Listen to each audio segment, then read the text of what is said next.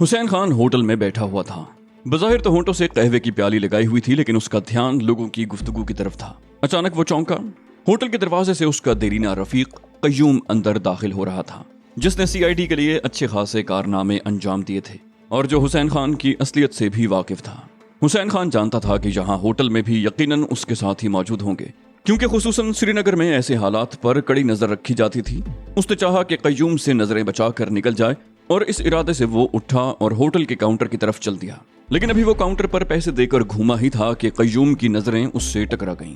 حیرت اور غصے کے ملے جلے جذبات سے قیوم اس سے مخاطب ہوا۔ تم یہاں بھی آ گئے؟ اب زیادہ چالاکی نہ دکھانا۔ اس نے اپنے ہولسٹر پر ہاتھ ڈالتے ہوئے حسین خان کو حکم دیا۔ حسین خان کو اس بات کا بخوبی اندازہ تھا کہ محض ایک لمحے کی غفلت بھی اسے لے ڈوبے گی۔ اس نے قیوم کو ہولسٹر میں ہاتھ ڈالتے دیکھ لیا تھا۔ یہاں بھی وہ سرکاری وردی میں تو گھومنے سے رہا۔ بجلی کی سی پھرتی سے حسین خان نے اپنی چادر میں ہاتھ ڈالا اور حیرت زدہ قیوم کی آنکھیں پھٹی کی پھٹی رہ گئیں جب اس نے اپنے سینے کی طرف پستول کی نالی اٹھی دیکھی۔ دوسرے ہی لمحے یک کے بعد دیگرے دو شعلے اس کی طرف لپکے۔ حسین خان کے نشانے کے متعلق دم توڑتے قیوم کو کوئی غلط فہمی نہ تھی۔ خود حسین خان بھی جانتا تھا کہ ایک گولی ہی اس کے انجام کو کافی ہے، لیکن وہ قیوم کو اتنی مہلت بھی دینے کے لیے تیار نہ تھا کہ وہ مرتے مرتے بھی اس کا نام لینے کے قابل رہ جائے۔ اس نے قیوم کے دل کا نشانہ لیا تھا اور یک کے بعد دیگرے دونوں گولیاں ایک دوسرے کے تعاقب میں ایک دوسرے سے محض 2 انچ دور لگی تھیں۔ آخری میں اس کے کونے میں بیٹھے قیوم بٹ کے دونوں ساتھیوں نے ریوالور نکالے، لیکن انہیں اپنے ریوالور استعمال کرنے کا موقع ہی نہ ملا، کیونکہ اسی کمرے میں داخلے کے دروازے سے لگے ایک شخص نے کسی مکینکی عمل کے تابع ایک ساتھ ہی ان پر گولیاں برسائیں۔ دونوں کچھ کرنے کی حسرت دل میں لیے ٹھنڈے پڑ گئے۔ حملہ آور حیرت زدہ اور سہمے ہوئے لوگوں کو کچھ سوچنے یا کرنے کا موقع دیے بغیر بڑی پھرتی سے باہر نکلا اور ہجوم میں غائب ہو گیا۔ یہ نبی خان تھا جو حسین خان کی مسلسل نگرانی کر رہا تھا۔ فائرنگ کی آواز پر لوگ ادھر متوجہ ہوئے۔ انہوں نے پستول ہاتھ میں پکڑے کسی کو بازار میں بھاگتے دیکھا۔ یہ سارا معاملہ پلک جھپکتے ہی میں رونما ہو گیا تھا اور ان پر اتنی دہشت طاری ہو گئی تھی کہ کسی نے قاتل کا تعاقب کرنا تو ایک طرف، CID کے دم توڑتے انسپکٹر قیوم تک پہنچنے کی زحمت تک گوارا نہ کی، اور پھر ہوٹل کا مالک ہی جرأت کر کے اٹھا۔ وہ قیوم کی سرکاری حیثیت سے واقف تھا۔ اس نے مزید ہمت کا مظاہرہ کیا اور مضروب پر جھک کر اسے اٹھانا چاہا۔ قیوم کی نیم مردہ آنکھوں نے جب ایک سائے کو خود پر جھکتے دیکھا تو اس کے منہ سے بمشکل ہا ہی نکل پایا اور اس کی گردن ایک طرف ڈھلک گئی۔ حسین خان اس کا انجام دیکھنے کے لیے وہاں رکا نہیں تھا۔ قہوہ خانے کے گردا گرد بڑھتے ہوئے ہجوم میں سے وہ بڑی تیزی سے راستہ بناتا بیکری کی دکان کی طرف اڑا جا رہا تھا، اور جب وہ بیکری کی دکان تک پہنچا تو نبی خان اور شیرو کو اپنا منتظر پایا۔ نبی خان نے اس کے کچھ بولنے سے پہلے ہی کہا، تمہاری خبر تم سے پہلے ہی تیز رفتاری سے چل کر ہم تک پہنچ گئی حسین خان۔ حسین خان نے اپنے کندھے پر دھری چادر کو ایک طرف رکھا، سکون کی لمبی سانس لی اور بولا، الحمدللہ، ایک غدار تو اپنے انجام کو پہنچا۔ نبی خان نے اس کی طرف دیکھے بغیر کہا، انسپکٹر قیوم ہماری لسٹ میں تھا حسین خان، جلد یا بدیر اس کو اپنے انجام تک پہنچنا ہی تھا۔ شیرو قریب ہی سے بولا، خس کم جہاں پاک۔ نبی خان نے کہا، میرا خیال ہے ہمیں اب یہاں سے نکلنا چاہیے۔ CID انسپکٹر کی موت ان لوگوں کو چوکنا کر دے گی۔ ایک لحاظ سے تو یہ اچھی بات ہے کہ دشمن خوفزدہ ہو جائے، لیکن اس طرح بھارتی فوج ہوشیار ہو جائے گی۔ حسین خان نے کہا، جیسے تمہاری مرضی۔ تھوڑی دیر کے بعد تینوں ایک دوسرے کے تعاقب میں بیکری کی دکان سے باہر نکل رہے تھے۔ انہوں نے اپنے چہرے سردی کے بہانے قریباً ڈھانپ رکھے تھے۔ ان کی منزل سری نگر ہی کا ایک اور محلہ تھا، جس کے ایک محفوظ مکان میں کشمیر ہوم گارڈز کے افسران کی وردیوں میں ملبوس 3 سرفروش ایک پلاننگ کے تحت حسین خان اور شیرو کا انتظار کر رہے تھے۔ سورج ڈھلنے سے پہلے ہی وہ لوگ ایک فیصلے پر پہنچ چکے تھے۔ رات کا اندھیرا پھیلنے سے پہلے پونچھ سے آنے والے مجاہدین مختلف ٹولیوں کی شکل میں ہوم گارڈز کا روپ دھارے اپنے کمانڈر کے حکم کے منتظر سری نگر شہر میں موجود تھے۔ ان لوگوں کو 3 مختلف ٹولیوں میں بٹ کر جموں کی طرف سفر کرنا تھا۔ وہ ہوم گارڈز کی جس کمپنی میں شامل ہوئے تھے اسے جموں سے کچھ پیچھے ہی بٹوٹ نامی ایک صحت افزا قصبے میں پہنچ کر اپنی ذمہ داریاں سنبھالنی تھی۔ یہاں سے ان لوگوں کو امن و امان قائم کرتے ہوئے جموں تک پہنچنا تھا۔ اگلے روز الصبح شیرو اپنے 10 ساتھیوں کے ہمراہ ایک ٹرک میں بانہال کے پہاڑوں کی طرف جا رہا تھا۔ ان کی کمانڈ ایک ڈوگرا صوبیدار کے ہاتھ میں تھی اور ان لوگوں کو بٹوٹ جا کر اپنی ذمہ داریاں سنبھالنی تھیں۔ حسین خان اس سے الگ ایک گروپ کے ساتھ سفر کر رہا تھا۔ روانگی سے پہلے نبی خان نے اپنے سینے سے لگا کر اس کی پیٹھ تھپک کر کہا تھا، میرا دل گواہی دینے لگا ہے کہ کشمیر اب ضرور آزاد ہو جائے گا۔ وہاں موجود سبھی لوگ یک زبان ہو کر پکارے، انشاءاللہ۔ الصبح جب وہ لوگ بادامی باغ کی فوجی چھاؤنی سے روانہ ہو رہے تھے تو شیرو سرمئی اجالے کے پس منظر سے جھانکتے بانہال کے سلسلہ ہائے کوہ پر نظریں جمائے سوچ رہا تھا، ज़ोहरा इस वक्त क्या कर रही होगी। कई ख्याल बैक वक्त उसके दिमाग में आए। उसने सोचा कि जब जम्मू से वो फातिह बनकर लौटेगा तो उसके साथ ही यकीनन पूंछ को दुश्मन के खूनी शिकंजे से निजात दिला चुके होंगे। तब उससे मिलकर ज़ोहरा कितनी खुश होगी। ज़ोहरा से मुलाकात के तसव्वुर ने उसकी रग रग में एक नशा सा भर दिया। सरशारी और सरमस्ती की एक अजीब सी कैफियत उस पर तारी हो गई। जरा सी देर में पहाड़ियों के दामन से एक सर्द और शफाफ सुबह तुलू होने लगी। बर्फीले पहाड़ों की चोटियों पर किरणों के अलाव दहकने लगे।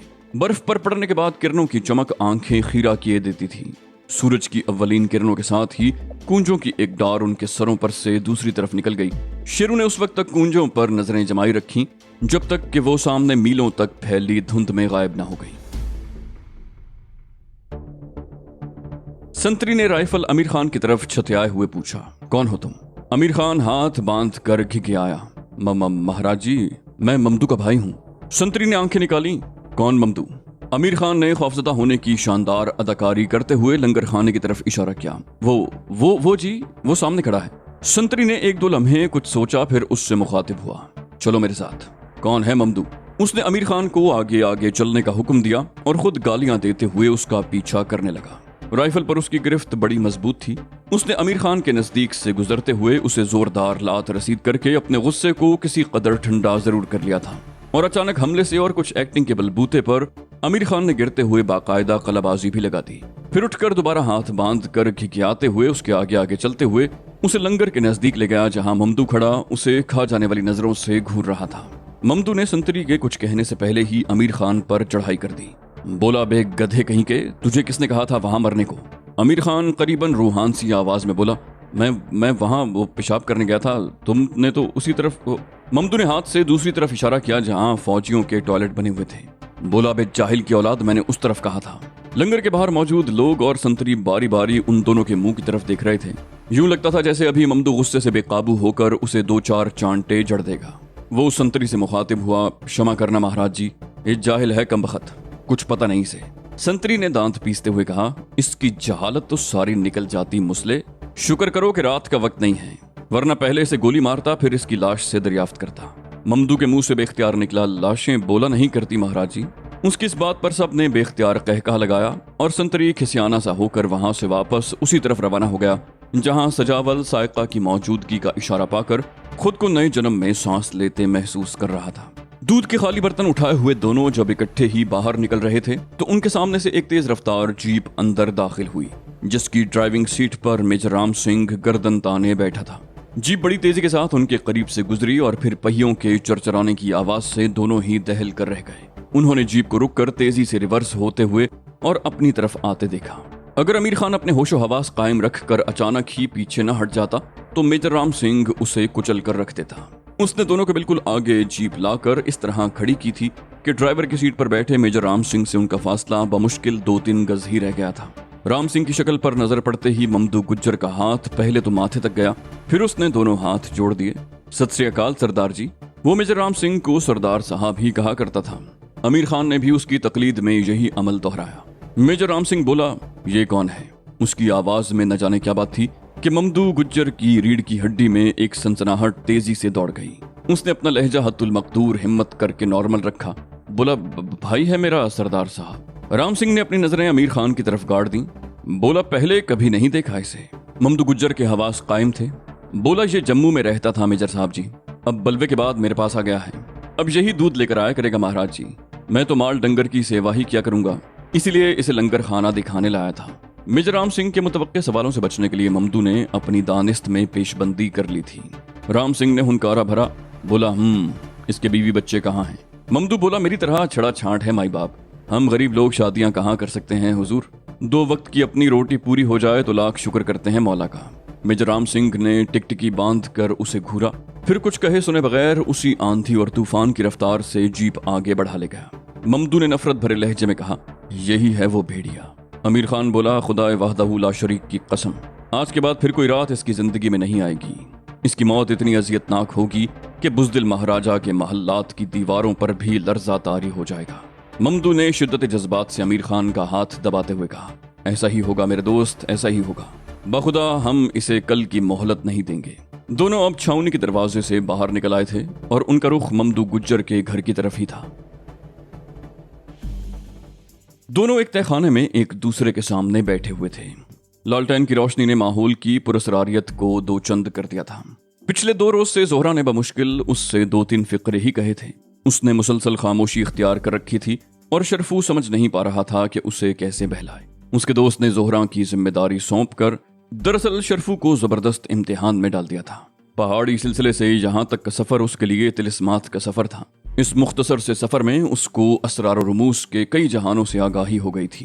इससे पहले उसकी जिंदगी का मकसद सिर्फ तालीम हासिल करना था और फिर कश्मीर को आजाद करवाना ही रहा था।